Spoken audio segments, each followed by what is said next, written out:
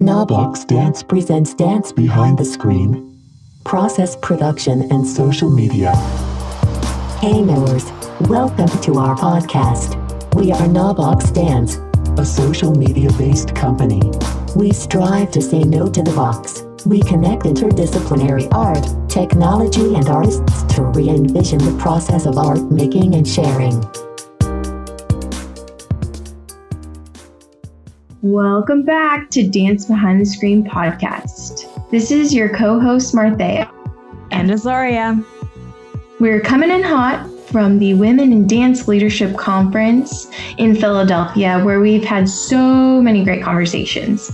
But we can't wait to share our guest with you today. She is a writer on dance and culture. Yes, and she happens to be one of my dance idols. I admire this woman so much. I even brought her book so she could sign it, which she did. It was called The Black Dancing Body. Can you guess who it is? Drum roll, please. Brenda Dixon Gottschild. We don't want to spend too much longer. We just want to jump right into the conversation. But in our conversation, we got to talk so much about what it's like to write so many different books. She shares tips for writing, for creating. She's just a wonderful person, and it was an incredible conversation. It really was. We got to listen to her keynote speech, so we got to kind of probe a little bit more too in the conversation. If you don't know, she even had us dancing up on the stage during her keynote. It was so much fun. Oh my goodness, awesome. Just thinking about it, I'm excited all over again. But if you didn't know, she's won several awards. She is well respected and renowned in the dance field and dance research. She's still performing today. She was talking about her upcoming performance while we were here as well. I hope you all enjoy this interview as much as we did. Well, to start us off, I just want to say thank you for your keynote this morning. I feel like I took so many different notes. There's so much to talk about. But the first thing that really stuck with us that we were talking about is you mentioned this idea of an activist versus a hater. Yes. And so just to, I guess, for our audience, start us off, could you walk us through briefly your career path? And then I want to circle back to this idea of being an activist without being a hater. Okay. It's difficult to walk you through I would say, since I was about 15, and I'm 77, so that would be a 60-year career path. So I don't know if I can actually limn that with any kind of useful detail, but just to say that, as I explained in the interview that was running when everyone came in, and that's my Pew Fellowship interview that's online at PCAH, the Pew Center for Arts and Heritage. As I said, my background growing up in Manhattan, in Harlem, at a certain point in time in the late 40s and the 50s and early 60s, it was a time when Harlem and actually New York were more diverse in terms of contact between at least black and white than most people may realize. And there was a kind of radical trend, obviously, running through the community. I mean, if you think about just the establishment of Harlem, the way a realtor in the early 1910s is able to get a foot into the door to offer good housing for the first time to African Americans in New York. And once the white community, because Harlem had been this elite community for the white elite who were escaping the quote-unquote hordes of immigrants, Irish, Italian, and Germans who were coming in the mid to late 19th century. So they had this beautiful community called Harlem with beautiful homes, etc. But then somehow this realtor gets a foot in. It's the first time that there's decent housing for Black people who had been living in cold water flats with the Irish, largely. And of course, the community, the white community, flees. So there's white flight. Right. But I'm mentioning all this to simply say that Harlem, the way in which it began, was a radical community and a radical departure from the norm. And then, of course, you have people like Langston Hughes and Harlem Renaissance and the making of the Harlem Renaissance, and Harlem again then becomes a center for this. The Harlem that I come into, I'm born in 1942, and the Harlem that I come into is still, like the block I grew up on, was very integrated, if you will. The schools I went to, and there was this radical trend. So the idea of a radical being opposed to segregation, opposed to Jim Crow. You are listening to Knobloch's Dance. Working people, people no longer talk about a working class. It's like you're either middle class or whatever. People don't want to acknowledge this. The working class is really where most of our roots are. Right. And unions were very important. And of course, unions from their beginning, with, what's his name, George Meany and all of those people, AFL-CIO, those were radical moves. Then taken with that, what I mentioned about the Holocaust survivors' children who were in school with me in what is now called middle school and junior high school and high school. Again, the radicalism embedded in a Julius and Ethel Rosenberg's son protesting that their parents had been executed as spies when, of course, they weren't. They were communists, So a whole radical tradition was there for me, in a sense, to walk into. I went to City College in New York, not to Yale or Vassar or any place else. And I think that, being a New Yorker, being from Harlem, being on the cutting edge, always being on the edge, was a part of who I was. And so there was a kind of joy to being an activist. And in a sense, there was a community around it. So I think I was protected from having to be a hater as I was growing up. And then as I come into, and I've lived so many eras and decades of struggle beyond you two beautiful young women. When I think about, the 1960s, civil rights, after Jim Crow, the Vietnam War, everyone's rights, et cetera, et cetera. I mean, there've been decades, my whole life has been decade after decade of watching Americans struggle against the establishment. There's always been, in some sense, a group that I could, again, like this group of people who have found their way to this conference, that there's been a group of people who, with whom I could identify and to whom I could turn for strength, to spare me from being a hater. But believe me, as I think it is for all of us, it is very hard right now. Right. With, so polarizing. I don't even want to mention his name. I just say the guy in the White House. But it has polarized everything. And so it is very easy to be a hater. And I will hear something about him and I'll say, I hate him. And then I'll say, no. Right. Trying to pull it back or to turn it around somehow. So that's what I mean. And you mentioned that you were able to kind of identify with certain groups. Do you have advice for us or for our listeners on how to find those connections to create that support network? So that it's hard to be a hater, so that we can be activists in our own right. Yes, yeah.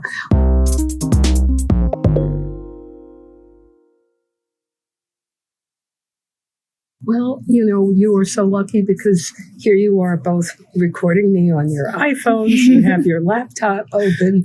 That's probably a smartwatch. And you have all the tools in hand to allow you to connect. There are just so many, obviously, websites. There are, I'm thinking about the Griot, theroot.com, brown ballerinas, what is it, Black Girl Magic? There are so many ways that you have to connect. And online doesn't have to be a lonely place because, of course, you too can, through messaging or whatever, do chat, do FaceTime, et cetera, et cetera. So, I mean, I do think it's significant to connect with people in order to spare yourselves. But it also is important. I think I mentioned this to you, Azaria, who asked, I started talking about Buddhism and then I got off the track probably. But I think it's really important, though, to also, you have to do the work. Oh, right, I mentioned Ruth King. Yeah, you have to work from the inside out as well. Finding the balance. Finding the balance, and also like finding your safe place. So I think it's about finding your safe place in your quote unquote self, and then the safe place in your community, and hopefully you can also find the safe place in your workplace and the safe place in your family. I want to kind of switch the hater question around. Okay. Because you are a truth teller, I'm curious about the backlash that you've had. Because now, for me as a scholar, I can refer to you, and everyone's like, well, Brenda's the truth. So you are like the defense. So I'm curious. That's so unusual. I could never, when I was going through the shit, I could never have imagined this day. Wow. Just as I could never have imagined myself being 77 years old. Do you know what I mean? Right. You don't think that far in the future. It is just amazing to me, Azaria. It keeps, and people are saying this, we just wrote about you recently. And through the whole keynote, all the things, how you've contributed so much. But I'm curious about when you didn't have Brenda. How was that criticism? Because I'm sure it wasn't taken lightly when you were calling out like white supremacy, or you're saying George Balanchine had like blackness in his dance. I'm sure that people didn't want to hear that. Don't forget to say no to the box. I'm remembering the wonderful and beautiful Sterling Stuckey.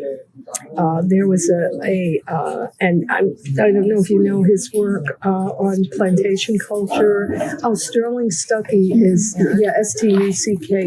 He passed away recently. His work on plantation culture is gorgeous. I met him at... Susan Foster had put together a conference on choreographing history. And she was starting that initiative. And that was at UC Riverside, and he was teaching there or something. And I met Sterling for the first time, and I was so impressed to meet him. His work is wonderful. And he was like... because he's a historian, and he would be at history conferences. So he's at this dance conference, and he says, "What is this? You and I are the only black people here." And it was true. It's like 300 people or something weird. I believe it. Yeah. I was able, from being in touch with people like Sterling Stuckey, Lawrence Levine, oh my God, bless this man, and look up his work. Black Culture, Black Consciousness is the most important book of his. Lawrence Levine is incredible. I met him when I had a residency at Bellagio, and Lawrence became this shoulder for me to cry on and arm for me to lean on, okay? So people, particular people, and neither one of these, both of these are historians. One is black, one is white. They both knew, they had no issue about the kinds of things I was talking about. Right. I think it was through Lawrence that I got involved with American Studies then. I started going to American Studies conferences.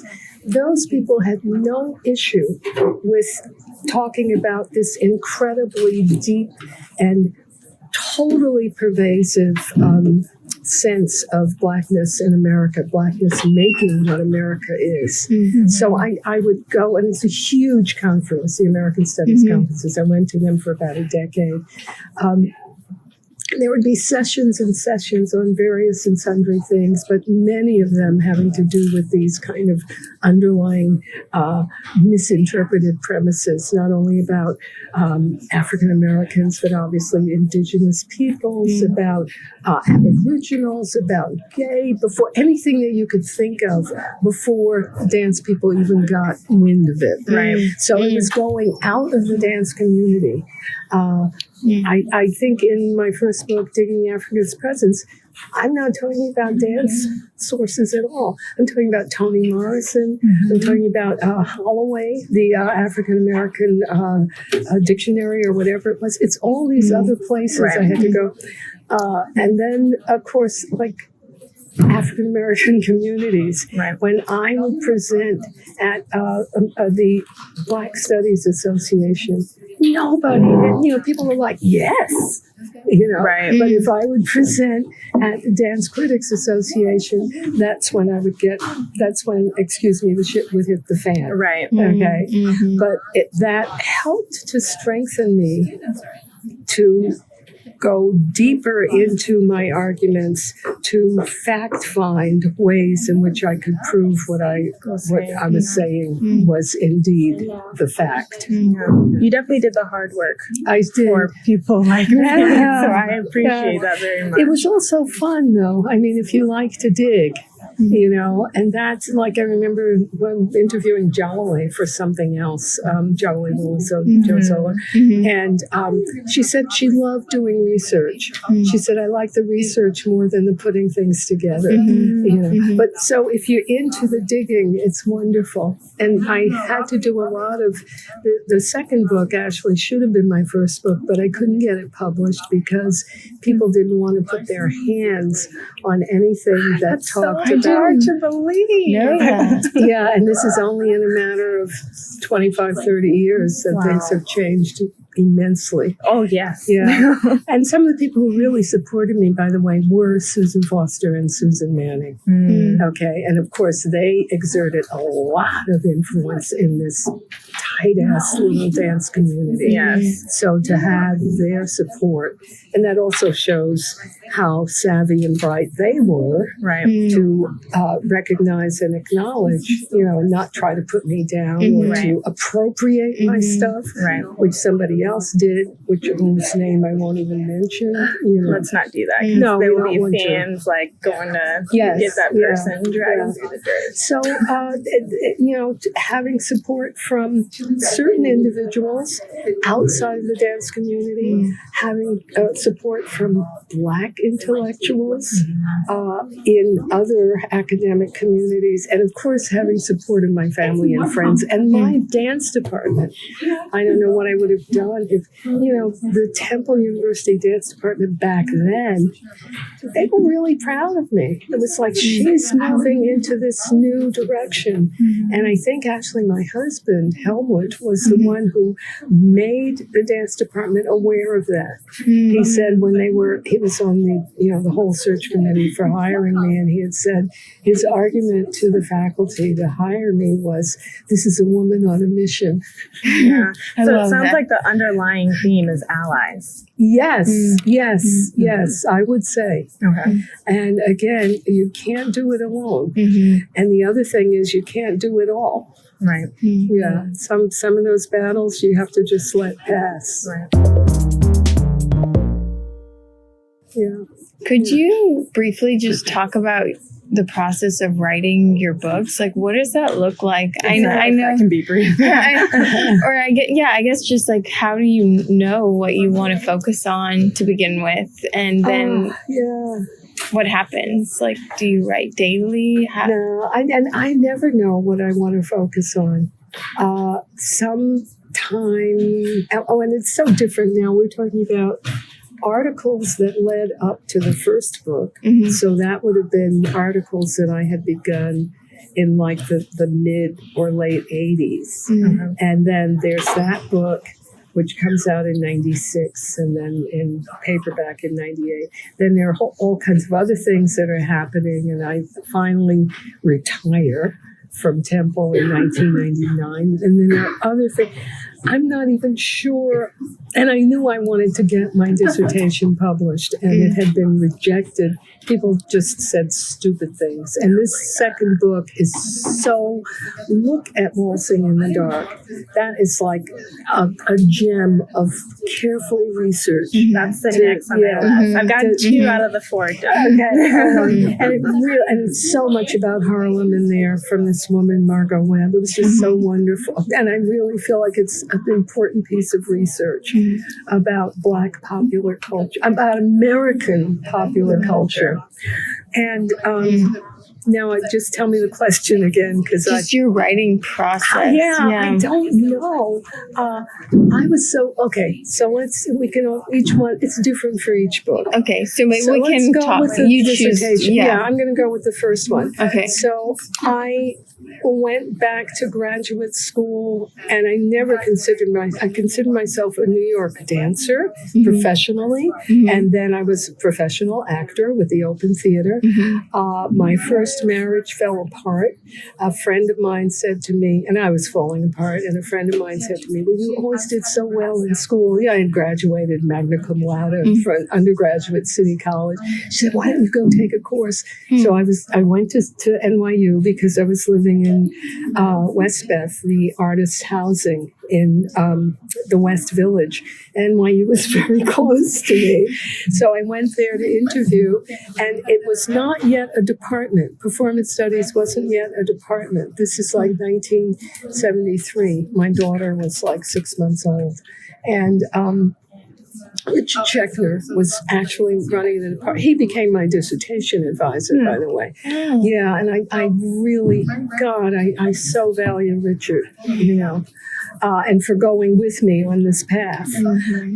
But I had known him from our professional lives because when he had the performance group and I was working in the Open Theater, Living Theater, Open Theater performance group, we were all friends with each other, partying, hanging out together. So Richard,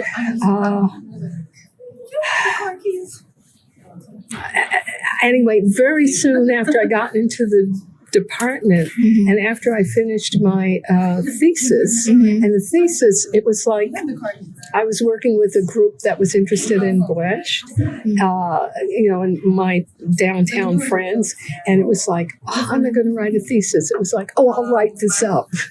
So that's how my thesis, which I think is very interesting, it's on a little Brecht collective. So that was my master's thing from NYU. And then it was like, okay, so your marriage is over. You've gone back to school. You're getting all these great grades. They've given you a scholarship. Why don't you keep going? Yeah, like this is the path. Yeah. Or not even thinking that. It was just like, why don't you put your next for me, I think very much for me, it's been putting one foot in front of the other and seeing what happens. Not really a path. Okay? And that's comforting too. Yeah, that we don't have to. No, I don't think so. No. And that's where the Buddhism comes in, where I think if you can be present, not to say that I am all the time or most of the time, but I think that's important. Where am I? Who am I? What's around me? In any case, a friend of mine from some other point takes me to a lecture in the basement of the Metropolitan Museum, and it's on a touring company of green pastures during the Depression. And of course, green pastures was something like almost a James Chandler Harris thing about Black people, etc. But to know that there had been a touring company during I knew nothing about that. And then they had these people who were talking about it, old tap dancers, and this woman, Margot Webb. And it was like, I want to do a dissertation on that. That gave me a reason to go back to graduate school. And so I was one of the few who went back to graduate school already knowing what my dissertation was going to be about. Yeah. Right. So that's how that happens. Then the dissertation, though, is very, very different than the book that finally came out of it. But I did, with Richard's encouragement, send the dissertation to various university publishers, and including Penn. And the comments were because I went deep in this book. I go, as I did actually in the dissertation as well, I do a lot of history in the dissertation about Black dance forms that we only think of as something coming out of a particular moment in American time, but there's there's coordinates for them way back, and of course that the way in which they have pervaded American and European culture is expensive and huge. So to trace some of that stuff, and people would say, oh, she's making it seem like everything is Black. I mean, it was like, that's why I asked that question too. Yeah, Go into our Flash 4 portion, and we answer these 4 questions in a flash. Flash So they should go by quickly. Okay, here we go. Okay. If you had to recommend a resource to our audience, what would it be? It can be a book or a podcast or website. Oh dear, it's hard to do one. I would say White Fragility, and the book by Mark Lamont Hill called Nobody. Okay, look those two up. Okay. Yeah. And we'll link everything else you mentioned as well in the interview in our show notes. Okay. Okay, question 2. What was the first dance you saw? The first dance I saw. Yes. Okay, so not the first performance I went to. noted. Yeah, the first dance I saw actually was when I was taken to the Apollo Theater as a little girl, and there would be some kind of dance numbers on stage, and I can remember maybe or early things of a posh dance. Do you think social media has a positive influence on the dance world? Yes or no? Both. What is your favorite social media platform? I'm not very savvy with this. I mean, the only one that I use is Facebook. And I feel like you're pretty savvy. I remember when I requested you, you messaged me. I'm like, oh, wow, you're on it. Oh, I don't remember, but it was on Facebook. Yeah, it was on Facebook. Yeah, like I keep getting messages and email that says you have this many new followers on Instagram. Somebody set up Instagram for me. I have like 200 followers, and I don't know how to get on it. Oh no! And I haven't had time for somebody to show me. I would love to. Yeah, we'll have to show you how to get on Instagram. But we can't do it now. Not today. It was a pleasure speaking with you. Yes. Everyone, this is like my dance color idol, so I've been trying to contain my excitement. Oh, you're so sweet. Thank you so much. Thank you. Thanks for taking your time to tune into Dance Behind the Screen, a bi-monthly interview series where we go behind the screen to question process, product, and social media. Be sure to follow us on social media at KNOW Box Dance. See you next time, and don't forget to say no to the box.